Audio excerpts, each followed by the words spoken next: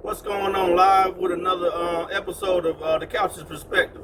Please, guys, if you can, like, subscribe, comment, hit the notification bell so you can get videos like this when they come out. Okay, let's move on now.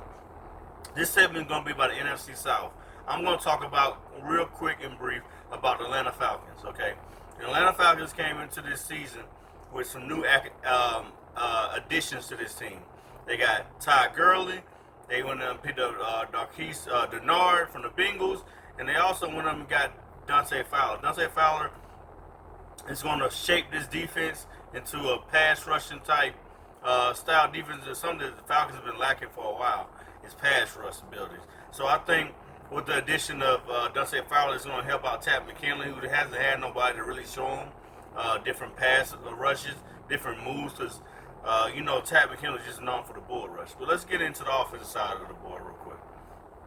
Okay, you got Todd Gurley. Todd Gurley coming from the LA Rams. Last year he had 233 attempts on 875 yards, 12 touchdowns. It was a good year for him. During the latter part of the year that he kind of took some days off, the Rams didn't play him as much because they had some underlying issues with Todd Gurley and his knee. But with the Falcons, he's looking real good. He passed the physical. He had a full out scrimmage 2 days ago with the Falcons. So he's looking good. The knee is looking healthy. So hopefully that Todd Gurley get through a season where he don't have any of those knee injuries this year. Okay, when it came out to receptions, he had 207 yards on 31 receptions, 2 touchdowns. So, Todd Gurley is one of those guys who is great out the backfield catching the ball. He has great hands. He has a great awareness of where the spots to pick to catch the ball. He's in a good position when the quarterback's in trouble with nowhere to go. He's one of those guys that's available for Matt Ryan to dump the ball down to pick up extra yards.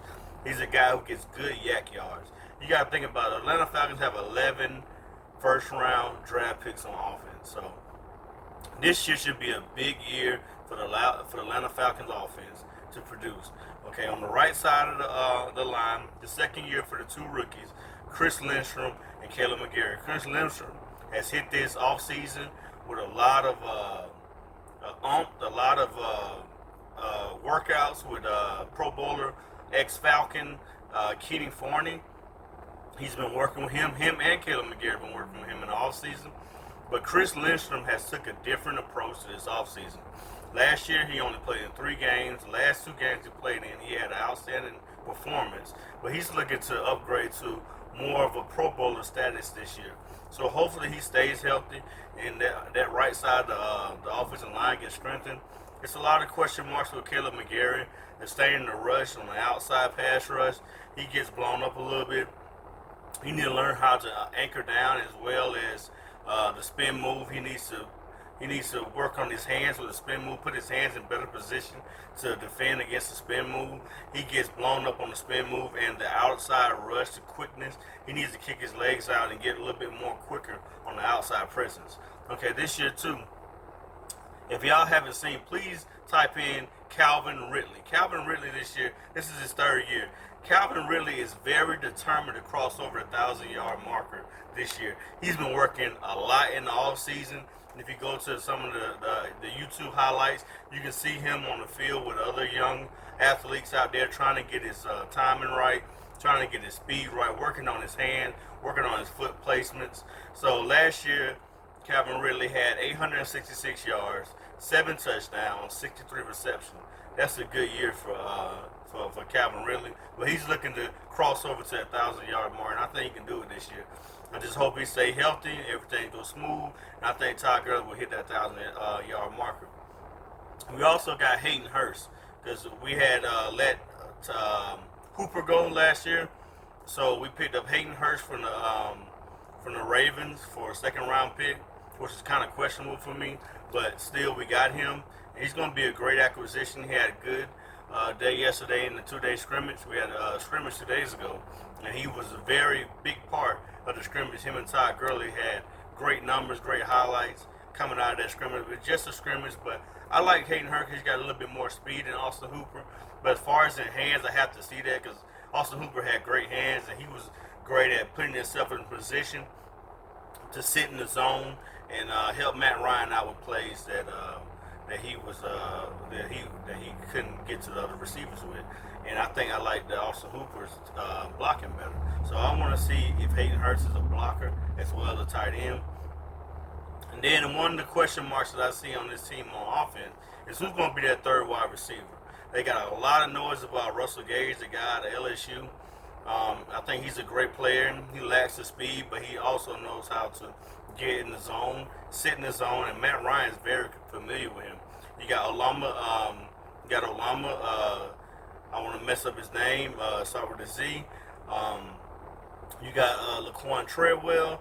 You know, they haven't heard too much noise about him coming out of training camp. Not a lot of talk about him. There's a lot of talk about Russell Gage. So we want to see who is going to take over that third spot in the wide receiver corps. Okay, let's move on to defense. Defense, you got Tad McKinley. Tad McKinley didn't get his fifth-year option picked up this year. So he only had 3.5 sacks last year for a guy who made a lot of antics and had a lot of emotion on draft night with his grandma and saying he was going to be that top-notch player. He had a lot of energy, and the Falcons drafted him for that energy and that passion that he had for the game. But it hasn't resulted on the field. So one of the things that he needs to do is get better at his attacks. He needs to get more pass rushing moves underneath his belt. And I think the addition of Dante Fowler will help Tad McKinley out, getting those extra pass moves, knowing when you bull rush somebody that it's a second move behind that bull rush, that you just can't bull rush all the way to the quarterback. You can, but that's more of a defensive tackle's style of blitzing. He got skinnier this year. He lost a lot of weight because he was at 270 last year, and now he's coming in at 248. So he's picked up a lot of speed. He's more agile, but we got to see that transfer into the field because he had a lot of poor performances. He said a lot of things to a lot of fans, a lot of media, that he was going to do a lot of things, and he hadn't produced. So he needs to be a person that is calm down with all the wordplay and just prove it on the field, because Falcons ain't going to pick up your fifth-year option because they got burnt on Vic Beasley that way. Picked up Vic Beasley's five-year option, and Vic Beasley didn't produce as well last year anyway. He had a pretty good season, but it wasn't to the performance that he had when he had 16 sacks coming into the league. So, and a lot of that had to do with a collective approach with other players on that team. They got him those 16.5 sacks. But you know, I want to see Tad McKinley form into a cornerstone piece for the Atlanta Falcons. This is a proven year for him. So we're going to see what he do on the field this year. Okay, and you already know we got Grady Baby. Grady Baby had 69 tackles, 7.5 sacks. He had more sacks than Tad McKinley. And this is a defensive tackle. This guy is one of the hardest working guys in the Atlanta Falcons, put on the Atlanta Falcons uniform since he came to the Atlanta Falcons. This guy's a no-nonsense guy. He helps other people. He's very humble. But one thing he's the first one to get there at the practice field, and he's also the last one to leave. So I like Grady Jarrett in that position. You got Tyler Davison right next to him. You got Marlon Davidson, who's a rookie that came out of Auburn. He's supposed to make some noise. He's injured right now, so hopefully he gets over that knee injury and gets some playing on time. And it messed up with a lot of these rookies that came out this year because they didn't get a chance to experience preseason. So, and also the vets didn't get a chance to experience preseason. So we're gonna see the effects of preseason this year, not having it, and let's see the play. But I think the play in week 1 is gonna be a little sloppy when their first game coming out and everybody's still a little rusty. So. And a lot of chatter is out there about A.J. Terrell. A.J. Terrell, the number 1 pick for the Falcons, number 16, out of Clemson, from Atlanta, Georgia, went to Westlake High School, and he was a baller. Okay, this is a 6'1", 195-pound national championship winner versus Alabama in 2018, where he had a pick for a touchdown on Tua Tagovailoa as a junior. So this guy right here is a lot of people say they judge his games after Jamar Chase game. But people got to realize that Jamar Chase is an all-time dog that came out of LSU, and it was dogging out a lot of cornerbacks. And one thing that I seen about the game, I watched the film on that game, is that AJ Terrell was on the island the whole game. That was one-on-one coverage. No safety help. You can't go against. That's like going against Julio Jones with no safety help.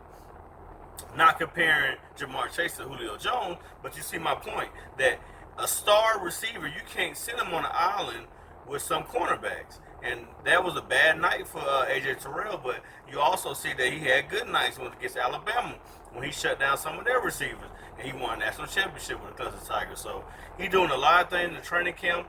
He's challenging Julio Jones. He's stepping up to the plate. So I want to see what happens with AJ Terrell this year. It's going to be very interesting to see his play this year, and I'm very intrigued to see Isaiah Oliver as well, to see what kind of player he's going to be in this mix. Is he going to be that second cornerback to replace Trufant? I think he's a great player as well. I think he needs to get a little bit better to turn his head around, eyeing the ball, and getting those picks when it's time to. He drops a lot of easy picks that he could have. His hands in the right place. He's very long-armed. That's what I like about the cornerbacks that the Falcons got, because they got a lot of long-armed corners. So with the addition of Darqueze Dennard, who was a nickel cornerback, like I said, they come from Georgia. He spent 6 years in Cincinnati where he had 274 tackles. He had 3 sacks, and he had 3 picks. That's a pretty good body of work for a nickel cornerback. And he spent his whole time in Cincinnati, 6 years. So you know that when he came to the league, he actually played the whole time he was there. So that says a lot about him, that he was a starter. Came in the league as a starter and continued his career as a starter. So that's very great for the Falcons to pick him up. And I heard he bust some heads when it comes down to running. So that's a good addition for the Falcons. And then also we got Keanu Neal, who's coming off the double ACL injuries. And I want to see Keanu Neal. He dropped a lot of weight. He went from 229, now he's at 212. So a lot of that power is going to go away, but I think a lot of the speed is what the game is headed at this year, and headed at in the future. It's not going to be a lot of big hits because they're taking a lot of that from the game. So I want to see, can Keanu Neal step in and be that type of that eyes in the backfield that can be that Earl Thomas to pick off some of these passes, be that Ed Reed where you have the hitting power and you also have some of the interceptions, and your eyes on the quarterback, and you're there. Ricardo Allen is having a good training camp as well. His eyes is everywhere. He's the quarterback of the defense, and he's playing good out there. So those are the things I'm looking for this year with the Atlanta Falcons. You know, Deion Jones is going to be Deion Jones. He had 110 tackles last year, and he had 1 interception. So Deion Jones is going to be that guy who is who he is from year to year.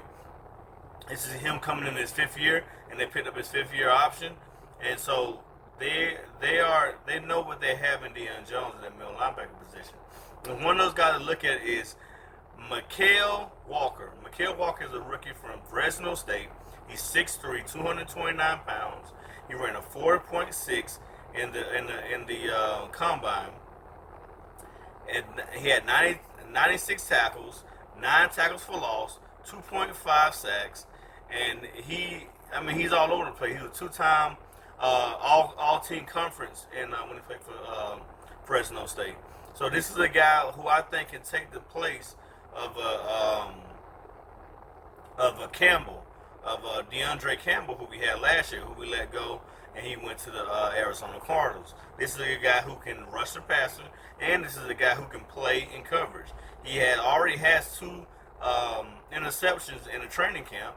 People say, oh, that's just training camp, but this guy is active. Most guys don't get an opportunity to have those type of picks and those type of sacks in training camp, and they don't make it anywhere in the league. But this guy's active around the ball. He's always around the ball. So I wanted to see him progress this year. I'm not saying he's going to be an outstanding player this year, but be on the lookout for Mr. Walker. I think he's going to make some noise this year. Now, this is the Atlanta Falcons that I'm talking about. And I just went over some brief things about Atlanta Falcons. More news will come out. So Atlanta Falcons, I think on offense, are going to be solid. On defense, I think they're going to be real solid. A lot of people are sleeping on Atlanta Falcons. They got Tampa Bay and the Saints to win this division. I think not. I think the Falcons have a very good chance of winning this division. And I also have the Falcons going 11-5 this year and going to the playoffs. And that is my stance on Atlanta Falcons. This is the Couch's perspective. Please like, subscribe, comment. Please, like my boys say, Gumby Publishing. Shout out to my boy Sean of Gumby Publishing. Quit window shopping. Subscribe, like, comment, and you get more content like this right here. And we'll be back at you with another one.